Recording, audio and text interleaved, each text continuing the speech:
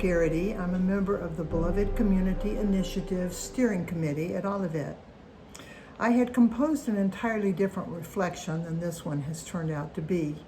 And after looking at what I had written, I realized that what I was really trying to do was tell you why I have become a part of the Beloved Community Initiative and why I urge you to do so as well by joining in with the 20-day discovery and discernment journey and join into the conversation and reflection. And I want to dedicate this reflection to two people I want to tell you about later, Tom Warclub and Lily Mae Johnson. I apologize that I need to read to you, so my eye contact will not really be so great. I'm reading to you an excerpt from the PCUSA Study Guide, Week 2. For Dr. King, agape love, the type of love revealed in the death of Jesus Christ on the cross, is at the core of the beloved community. It is a love directed towards the neighbor, which does not begin by discriminating between worthy and unworthy people or any qualities people possess. It is a vision of community where racism and all forms of discrimination, bigotry, and prejudice will be replaced by an all-inclusive spirit of sisterhood and brotherhood. In the same vein, the Presbyterian Church USA's policy statement affirms the vision of the beloved community by claiming that every person's right to be free, to be treated as persons, not things, and to be valued as full members of the human community are gifts from God. All persons are mutually linked and meant to live and grow in relationship with each other as we share a common destiny. In short, we are all creations of God, and we all deserve equal respect and love for each other. In the days since the horrible events of August 2017, I have spent much time reflecting on the existence of such a degree of hatred toward people who are perceived as being different. I believed that racism was mostly a thing of the past and Charlottesville to be a progressive community free of racism.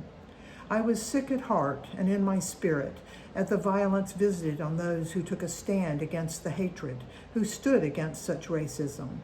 I certainly viewed myself as not being racist, but then I joined into conversations sponsored by the Charlottesville Clergy Collective, bringing together people from different forms of worship, different races and ethnicities, but all with the goal to talk to and listen to each other to try to understand.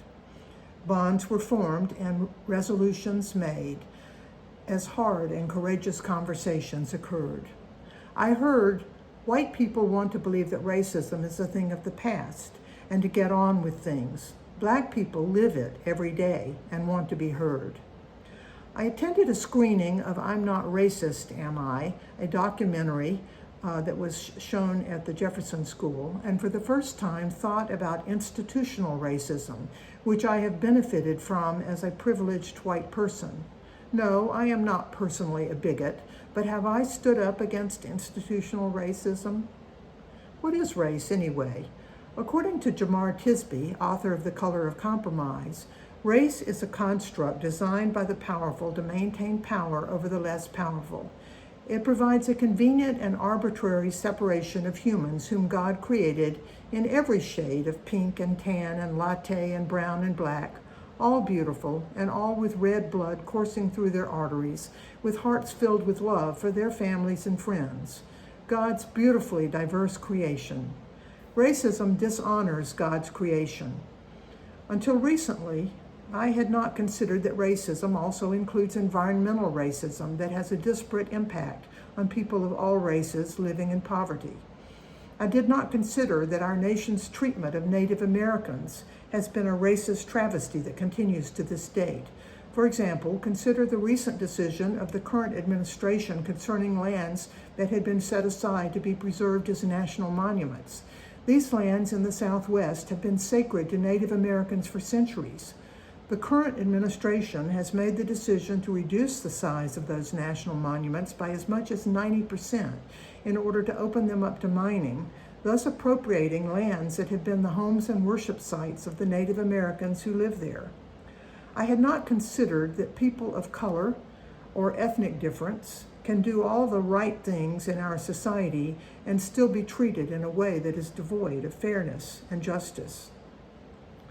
Ta-Nehisi Coates, Ta-Nehisi Coates, in his stunning book, Between the World and Me, describes the shooting death of his friend Prince Jones at the hands of the police. Jones had done all the right things.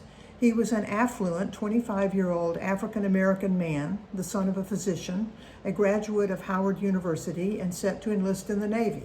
He was killed by a police officer who followed him for 15 miles in an unmarked car and then stopped him with no cause because he was in the wrong neighborhood.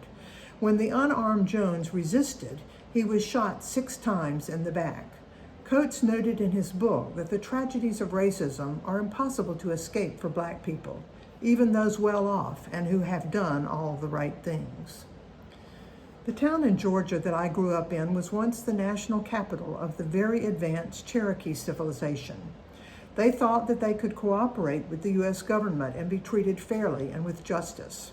They even adopted white names and dressed as white people, sent their children to schools in the North to acquire wealthy patrons, invented an alphabet and published a newspaper, and even had a constitutional form of government, all in emulation of the white man.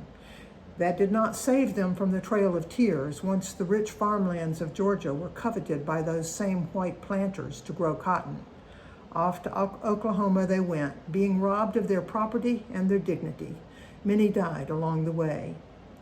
In the PBS documentary Unspoken, about the efforts of the U.S. government to assimilate Native Americans by shipping the children off to boarding schools, where efforts were made to eradicate their Indianness, Ute elder Forrest Cooch says, "Assimilation was so ineffective that it did not train us to become competent in the white world, and it took us away from our culture, so much so that we weren't even competent as Indians anymore."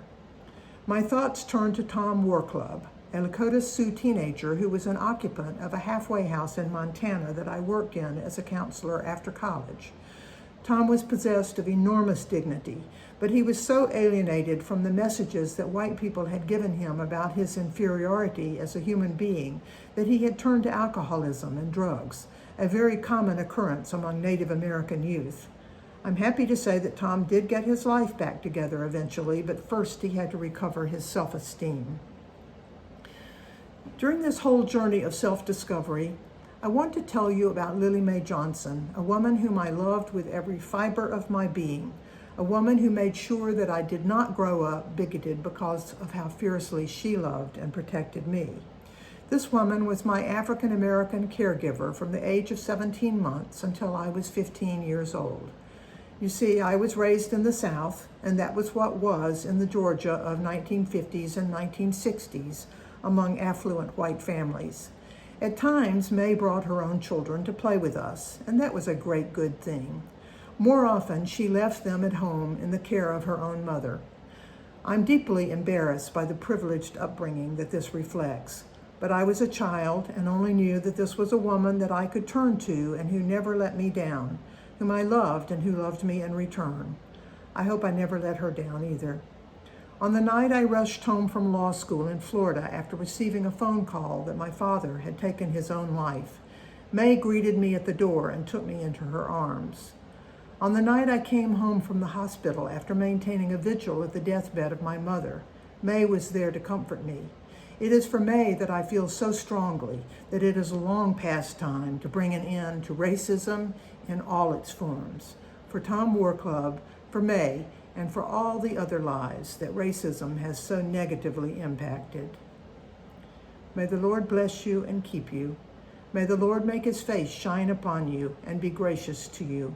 May the Lord lift up his countenance upon you and give you peace.